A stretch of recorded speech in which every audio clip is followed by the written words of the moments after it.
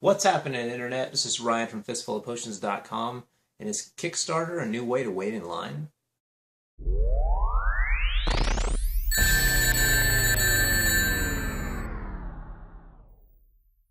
Alright, so by now I would say there's a good chance that most of you have heard of Kickstarter.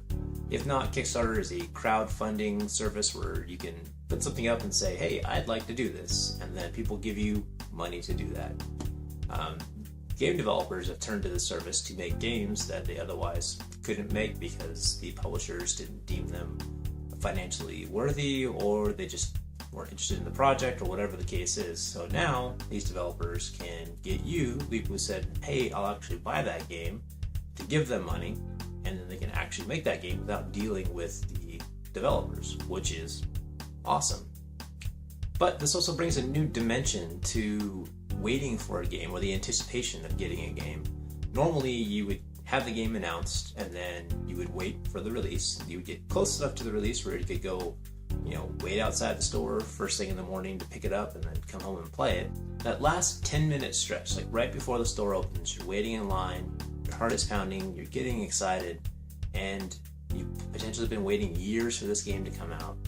And it's that feeling, that anticipation that you have right there, that somehow you get through Kickstarter as well.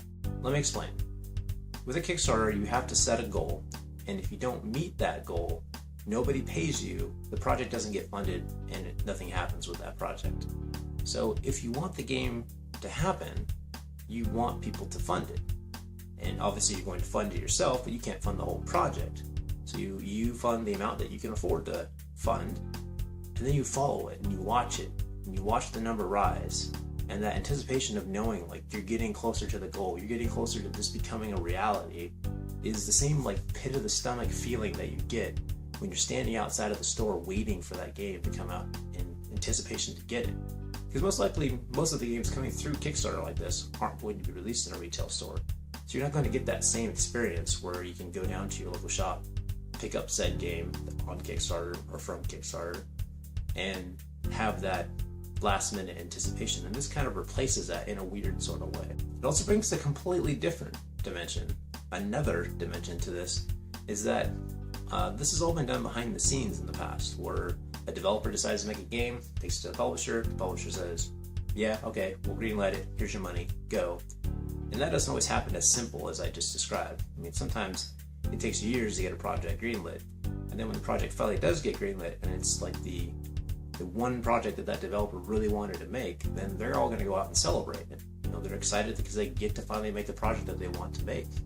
But we've never been privy to that information. We've never seen the developer celebrate that their game has been greenlit for development, because what we get to see is, a few months later when the developer comes out and says, here's the project I'm working on, be excited for this game.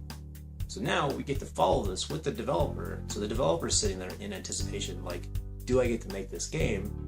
And we're sitting there going, are they going to get to make this game?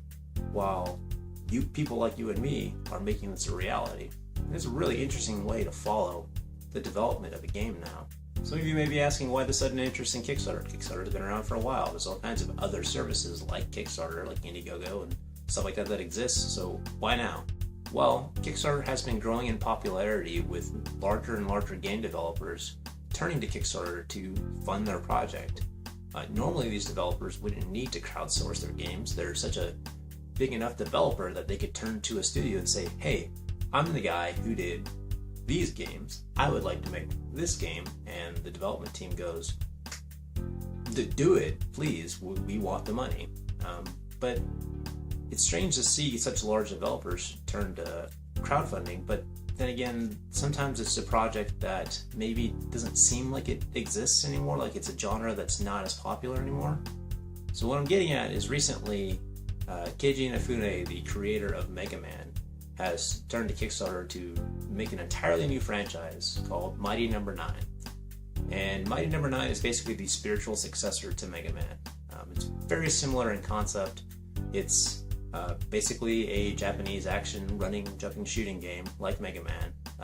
The main character, Beck, it's a little different than Mega Man though, because instead of having just a cannon arm, he actually doesn't have a cannon arm. He is a robot that can just transform into basically anything that he needs it to transform into. So he could have a cannon arm if he needed to. He could transform into a tank, he could transform into all kinds of stuff, but it's still at its core going to be a side-scrolling 2.5D shooting game. And as some of you aren't aware, Inafune was trying to get more Mega Man games out of Capcom, but for undisclosed reasons, Capcom was a little bit reluctant to push forward on a lot of the projects. One of them, more importantly, was Mega Man Legends 3 for the 3DS, which was canceled, and the fan reaction to that was monumental. So it seems obvious that when somebody like Inafune wants to come out and start a new franchise like Mighty No. 9, obviously the Mega Man fans are going to come out of the woodwork and support this. But the question is, how many Mega Man fans are there really out there? Originally, the Kickstarter started out with a $900,000 goal, which in terms of game development seems kind of small really, but the goal was set for just a PC release of the game. Very simplified version of the game. They just wanted to get the game developed. And they met that goal in just over 24 hours. Right now, as of filming this video, they are currently sitting at 36,000 backers and $2.1 million funded. They have 17 days left to go. So they are well over their goal, well into their stretch goals, and actually only $100,000 away from publishing this game on the current generation platforms. The PlayStation 3, the Xbox 360. For some reason, they're considering the Wii U a current generation platform, which, all joking aside, is technically a next generation platform. So my conclusion here is two things. One, if you like Mega Man, jumping, shooting, action games, you absolutely need to check out Mighty No. 9 and support it. Help us get to that $2.2 million stretch goal so that we can play this on our Xboxes and our PlayStations. And also, I want to know how you feel. Do you feel the same way that I do about Kickstarter, that Kickstarter could theoretically replace that pit of your stomach gut feeling of anticipating that game coming out, that's sitting outside waiting for that game?